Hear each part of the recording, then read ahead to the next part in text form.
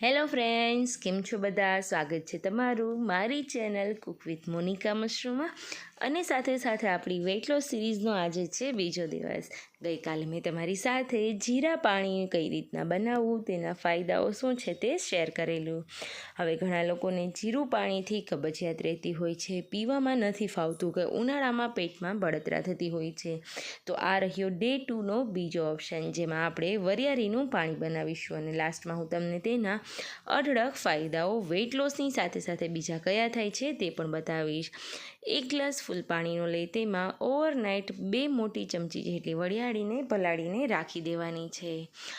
આ ગ્લાસને આપણે આખી રાત એટલા માટે રાખીશું જેથી કરીને વરિયાળીમાં રહેલા દરેક પ્રોટીન, વિટામિન્સ, મિનરલ્સ બધું એ પાણીમાં સાથે સાથે આવી જાય. જો તમારે ઉતાવળ હોય તો તમે 2 ચપટી જેટલો તેમાં એલચી પાવડર અને 1 મોટી ચમચી જેટલો વરિયાળીનો પાવડર ક્રશ કરી અને આ પાણીના ગ્લાસમાં પલાળી માત્ર 2 થી 3 જ મિનિટ ઉકાળીને તેનું સેવન પણ કરી શકો છો. પણ આ રીતના કરવાથી તેના ફાયદાઓ અઢળક મળશે.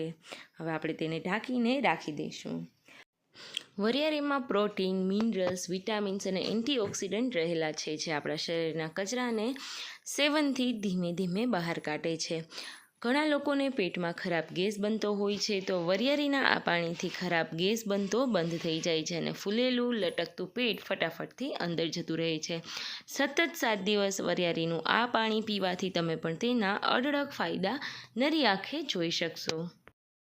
વરિયાળીવાળું પાણી આજકાલથી જ નહીં પણ ઋષિમુનિઓના સમયમાં પણ પીવામાં આવતું હતું.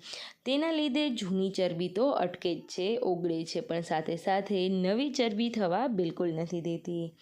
હવે આપણે ઓવરનાઇટ આ ગ્લાસ રાખેલો, તમે જુઓ છો તેનો પાણીનો કલર સરસ ચેન્જ થઈ ગયેલો. હવે અહીંયા આ પાણી કઈ રીતના પી શકાય, જો તમને પસંદ હોય તો ઠંડુ પાણી જ વરિયાળીને ગાળી અને પી શકાય.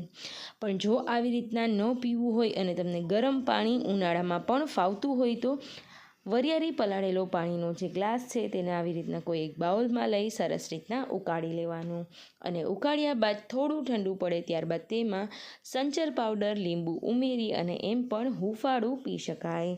હવે ચોમાસું આવવામાં થોડી એવી જ વાર છે, જ્યારે નવા નીર આવશે ત્યારે ઘણા ઘરોમાં પેટને લગતી સમસ્યાઓ, વોમિટને લગતી સમસ્યાઓ, માથું દુખવું એ બધું આમ થશે.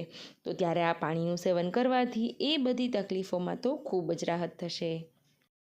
વરિયાળીનું આ પાણી પીવાથી ગેસ, કબજિયાત, એસિડિટી, પેટને લગતી દરેક સમસ્યા તો ફટાફટથી દૂર થશે.